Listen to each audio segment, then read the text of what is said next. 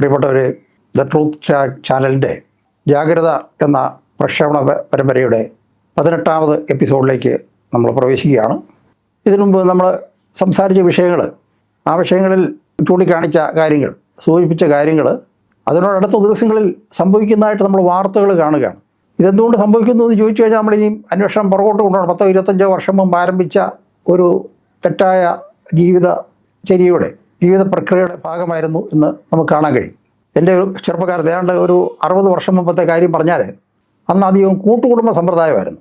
കൂട്ടുകുടുംബ സമ്പ്രദായത്തെക്കുറിച്ച് പറഞ്ഞാൽ നിങ്ങൾക്ക് ഈ 1-2 തലമുറയ്ക്ക്, ഈ ആനുകാലിക തലമുറകൾക്ക് അതിനെക്കുറിച്ച് മനസ്സിലാക്കാൻ പ്രയാസമാണ്. വളരെ പരിമിതമായ ജീവിത സൗകര്യങ്ങൾ, കുറേ ബുദ്ധിമുട്ടുകൾ, ദാരിദ്ര്യം എന്ന് പറയുന്ന ഒരു അവസ്ഥയാണ്, ജീവിതത്തിൻ്റെ അവസ്ഥയാണ്. ദാരിദ്ര്യം എന്ന് പറഞ്ഞാൽ നമുക്ക് ആവശ്യത്തിന് എല്ലാം കിട്ടാത്ത അവസ്ഥ, ജീവിത സൗകര്യങ്ങളില്ല. ഉള്ള സൗകര്യങ്ങൾ വെച്ചുകൊണ്ട് നമ്മൾ പരിമിതമായ രീതിയിൽ ജീവിച്ചു പോകാം. അന്നത്തെ ഒരു രീതി എന്ന് പറയുന്നത് തറവാട്ടിൽ എല്ലാവരും ഒന്നിച്ച് താമസിക്കുക. അപ്പൂപ്പനും അമ്മൂമ്മയും അമ്മാവന്മാരോ അമ്മായിമാരോ ഒക്കെ കാണും. എല്ലാം കൂടെ 10, 15, 20 പേരൊക്കെ കാണും ഒരു തറവാട്ടിൽ. ഉള്ള സൗകര്യത്തിൽ എല്ലാവരും കൂടെ ജീവിക്കുന്നു, ഉള്ള സ്ഥലത്ത് അധ്വാനിക്കുന്നു, കൃഷി, കന്നുകാലി വളർത്തൽ, കോഴി വളർത്തൽ ഇതെല്ലാം നടത്തി കിട്ടുന്ന വരുമാനം അല്ലെങ്കിൽ നമ്മുടെ ഫലം അത് എല്ലാവരും കൂടെ പങ്കുവെച്ച് കഴിയുന്ന ഒരു അവസ്ഥയാണ്. അങ്ങനെയുള്ള കാലത്ത് ഒരുപാട് പോരായ്മകളും പരിമിതികളും ഉണ്ടെങ്കിലും സന്തോഷവും സമാധാനവും ഉണ്ടായിരുന്നു. ഇന്ന് നമുക്ക് സൗകര്യങ്ങളുണ്ട്, സമ്പത്തുണ്ട്, പക്ഷേ സന്തോഷവും സമാധാനവും കുറഞ്ഞു വരുന്നതായിട്ടാണ് കാണുന്നത്. ഇതെന്തുകൊണ്ട് സംഭവിക്കുന്നത് വെച്ച് കഴിഞ്ഞാൽ, നമ്മളിൽ ആളുകളിൽ സംസർഗം കുറവാണ്, പരസ്പര ബന്ധം അറ്റുപോയിരിക്കുന്നു. ഔപചാരികമായിട്ട് കാണുമ്പോൾ ഒരു ലോഹ്യം പറയുന്നു, അത് കവിഞ്ഞുള്ള ഒരു ബന്ധമൊന്നും സമൂഹത്തിൽ നിലനിൽക്കുന്നില്ല. അന്നത്തെ രീതി പറഞ്ഞാൽ, ഒരു കൂട്ടുകുടുംബത്തിൽ ഒരു മകനോ മകളോ മക്കൾ പ്രായമായി കഴിയുമ്പോൾ അവരുടെ വിവാഹം കഴിച്ചു കൊടുക്കുന്നു. അങ്ങനെ വിവാഹം കഴിച്ചു കൊടുക്കുന്നവർക്ക് വീട്ടിലെ സൗകര്യക്കുറവ് നിമിത്തം ആ പറമ്പിൽ തന്നെ ഒരു സ്ഥലത്തോട്ട് മാറി ഒരു ചെറിയ വീട് വെക്കുന്നു, അവരവിടെ താമസിക്കുന്നു. എന്നിട്ട് ഒന്നിച്ച് കൃഷിപ്പണികളും കാര്യങ്ങളെല്ലാം ചെയ്തു പോകുന്നു. അപ്പോൾ ഈ കുടുംബത്തിലെ എല്ലാ എല്ലാവർക്കും പങ്കിട്ട് കൊടുക്കുന്ന രീതിയുണ്ട്. അടുക്കളയിൽ പാചകം ചെയ്യാനായിട്ട് 2-3 പേര്, കൊച്ചുങ്ങളെ കുളിപ്പിക്കാനും ഒരുക്കാനും സ്കൂളിൽ വിടാനായിട്ട് കുറച്ച് പേര്, വിറക് വെട്ടാനും വെള്ളം കോരാനും ഒക്കെ ആയിട്ട്, വിറക് ശേഖരിക്കാനും വെള്ളം കോരാനും ഒക്കെ ആയിട്ട് കുറച്ച് പേര്, കന്നാലികളെ നോക്കാനായിട്ടൊരു വിഭാഗം. ഇങ്ങനെ ജോലി എല്ലാവർക്കുമായിട്ട് പങ്കുവെച്ച് ജോലി നടന്നു പോവുകയാണ്. കൂടുതൽ അധ്വാനമുണ്ട്. അതേപോലെ യന്ത്രത്തിൻ്റെ മറ്റു വിധത്തിലുള്ള സൗകര്യങ്ങളൊന്നുമില്ല. പക്ഷേ ഇതൊരു ക്രമത്തിനെങ്കിലും നടന്നു പോകുന്നു.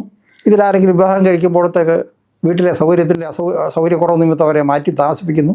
അങ്ങനെ മാറ്റി താമസിപ്പിച്ചാൽ പോലും അവരെ ഒരു കേന്ദ്രീകൃതമായിട്ടാണ് വീടുകളിലേക്ക് സാധനങ്ങൾ വാങ്ങിച്ചിരുന്നത്. അരിയും പലവ്യഞ്ജനങ്ങളും സോപ്പും വീട്ടിലെ ഗാർഹിക ആവശ്യങ്ങൾക്കുള്ള സാധനങ്ങളൊക്കെ ഒന്നിച്ച് വാങ്ങിച്ച് ആഴ്ചയിൽ ഒരു ദിവസം, മിക്കവാറും ശനിയാഴ്ചയായിരിക്കും അല്ലെങ്കിൽ ഞായറാഴ്ച, എല്ലാ ആൾക്കാർ മാറി താമസിക്കുന്ന മക്കളും വീട്ടിൽ വന്നു, തറവാട്ടിൽ വന്നിട്ട് ഓരോരുത്തർക്കുള്ള വിഹിതം എടുത്തുകൊണ്ട് പോയി അങ്ങനെ ജീവിച്ചിരുന്നു. അപ്പോൾ അതൊരു ഗുണം പറഞ്ഞാൽ വളരെ സാമ്പത്തികമായിട്ട് നമുക്ക് വളരെ ഒരു സൗകര്യം ഉണ്ടായിരുന്നു. കുറഞ്ഞ ചിലവിൽ നമുക്ക് നമ്മുടെ കാര്യങ്ങളൊക്കെ നടത്തിക്കൊണ്ടു. പിന്നീട് കുറച്ച് പേർക്കൊക്കെ വിദ്യാഭ്യാസം എത്തിച്ച് അവർ ജോലിയിലേക്ക് പോയപ്പോൾ, ജോലി കിട്ടിക്കഴിഞ്ഞപ്പോൾ അവർക്ക് കുറച്ചുകൂടെ സ്വാതന്ത്ര്യം വേണം എന്നുള്ള ഒരു ആഗ്രഹം ഉണ്ടായി.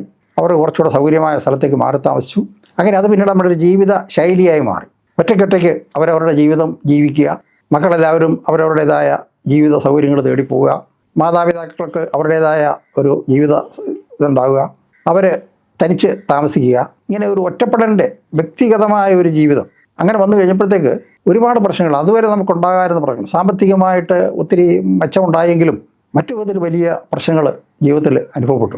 ചെറിയ കുടുംബം, ഒരു മകന് മകള്, അപ്പം അങ്ങനെയുള്ള ഇത് വന്നു കഴിഞ്ഞപ്പോൾ കുട്ടികളിലും മാതാപിതാക്കളും തമ്മിലുള്ള ബന്ധം, പ്രത്യേകിച്ച് നമ്മുടെ ഇൻ്റർനെറ്റ് ഓൺലൈൻ ഏർപ്പാടുകൾ ഒക്കെ വന്നപ്പോഴത്തേക്ക് ഉള്ള ബന്ധം കൂടെ ഇല്ലാതാകുക എന്ന് പറഞ്ഞൊരു സാഹചര്യത്തിലേക്ക് കാര്യങ്ങൾ നീങ്ങി.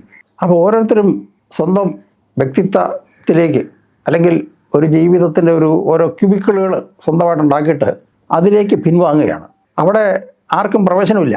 സ്വന്തം കുട്ടിയുടെ, മകളുടെ അവരുടെ ജീവിതം അവരെന്താണ് ചിന്തിക്കുന്നത്, അല്ലെങ്കിൽ അവരെ ഷെയർ ചെയ്യുന്നില്ല, ഒന്നും പങ്കുവെക്കുന്നില്ല, അഭിപ്രായം ഒന്നും വെക്കുന്നില്ല. സ്കൂളിൽ പോകുന്നു വരുന്നു, അല്ലെങ്കിൽ കോളേജിൽ പോകുന്നു വരുന്നു, അവരുടെ കൂട്ടുകാരാരാണ്, അവരെന്താണ് ചിന്തിക്കുന്നത്. അപ്പം അങ്ങനെ ഒരു ഇടപെടലിന് ആരും അവസരം കൊടുക്കുന്നില്ല എന്നുള്ളത് ഒരു വലിയ വ്യത്യാസമാണ്. മുൻകാലത്തെ ജീവിതത്തിൽ നിന്ന് ഒന്നിച്ചിരുന്ന് ഭക്ഷണം കഴിക്കുകയോ ഒന്നിച്ചിരുന്ന് തമാശകൾ പറയുകയോ കഥകൾ പറയുകയോ ഒന്നും ചെയ്യുന്നില്ല. കുട്ടികൾക്ക് അമ്മൂമ്മയും അപ്പൂപ്പൻ്റെ ഒന്നും കഥകളൊന്നും കേൾക്കുന്നത് ഇഷ്ടമേ അല്ല. ഏതോ പഴങ്കഥ, ഏതോ ദാരിദ്ര്യക്കഥ പറയുന്നു. അതിനേക്കാളൊക്കെ വളരെ ഒന്നാം തരം നമ്മുടെ ഫോണിൽ കിട്ടുന്ന ചാനലുകൾ, വിവിധ ചാനലുകളിൽ വിവിധ ആപ്പുകൾ, അതൊക്കെ ഉപയോഗിച്ച് അവരുടേതായ ഒരു ജീവിതത്തിൻ്റെ ഒരു ലോകം അവർ സൃഷ്ടിച്ചെടുക്കുകയാണ്. ആ ലോകത്തിലേക്ക് ആർക്കും പ്രവേശനമില്ല. അഥവാ അത് വളരെ പരിമിതമാണ്. കുട്ടികളുടെ ഫോൺ നോക്കാൻ മാതാപിതാക്കൾക്ക് കഴിയുന്നില്ല. മാതാപിതാക്കൾ എന്താണ് അവരുടെ ലോകം എന്നുള്ളത് കുട്ടികൾക്ക് അറിയുന്നില്ല.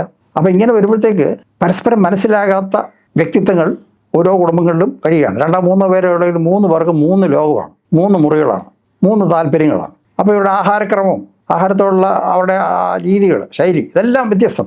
ഒന്നിച്ചിരുന്ന് കഴിക്കാനായിട്ട് അവർക്ക് ആർക്കും താല്പര്യമില്ല. പല കുട്ടികളും ഞാൻ മനസ്സിലാക്കിയെടുത്തോളം അവർക്ക് ഇഷ്ടമുള്ള ആഹാരം അവരുടെ മുറിയിൽ വെച്ച് അവർ കഴിക്കുന്നു, അവർ ഓർഡർ ചെയ്യുന്നു, അവർ കഴിക്കുന്നു. അത് മാതാപിതാക്കൾക്ക് നോക്കേണ്ട കാര്യം ചോദിച്ചു കഴിഞ്ഞാൽ അവർക്കതിന് മറുപടിയൊന്നും കിട്ടുകയില്ല, അവരത് പ്രതീക്ഷിക്കുന്നുമില്ല.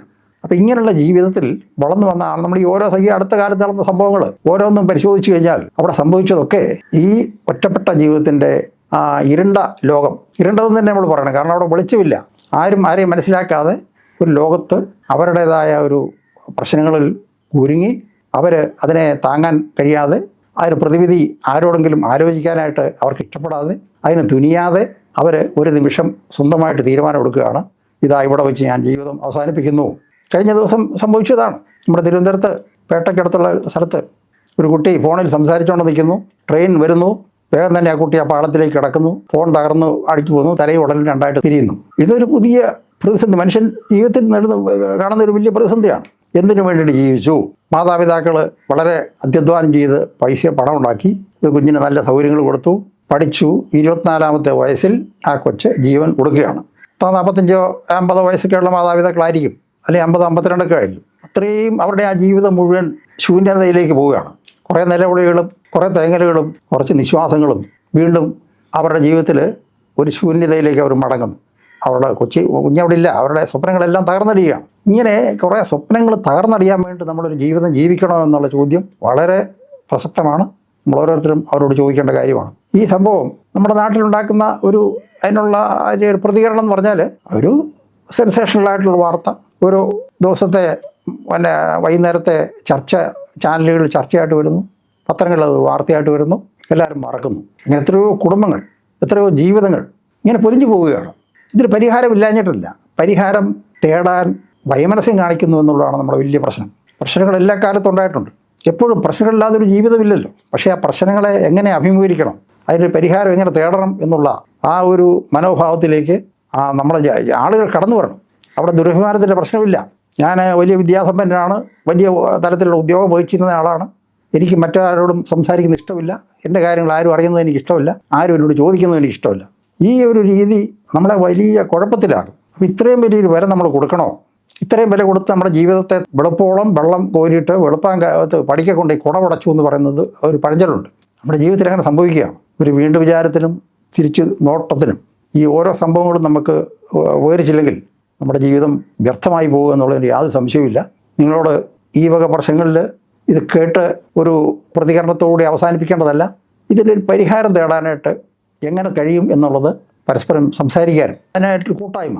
ഇപ്പം നമുക്ക് പ്രത്യേകിച്ച് പറയുമ്പോൾ ചെയ്യാൻ കഴിയുന്നത് ഈ വിഷയങ്ങൾ ആർക്കോ സംഭവിച്ച ഒരു ദുരന്തം എന്ന് തള്ളിക്കളയാതെ നാളെ എൻ്റെ കുടുംബത്തിലും എൻ്റെ ബന്ധുക്കളുടെ കുടുംബത്തിലോ എൻ്റെ സുഹൃത്തുക്കളുടെ പരിചയക്കാരുടെ കുടുംബങ്ങളിലോ സംഭവിക്കാവുന്നതാണ്. ഇതിനെ നമുക്ക് എങ്ങനെ പ്രതിരോധിക്കാൻ കഴിയും എന്നുള്ള ഒരു ചിന്ത, ഒരാലോചന നമ്മുടെ മനസ്സിലുണ്ടാകേണ്ടതാണ്. അടുത്ത എപ്പിസോഡിൽ ഇതിനെക്കുറിച്ചുള്ള കൂടുതലായിട്ട് കാര്യങ്ങൾ സംസാരിക്കാമെന്ന് ഞാൻ വിചാരിക്കുന്നു. അതുവരെ ഏവർക്കും നന്ദി, നമസ്കാരം.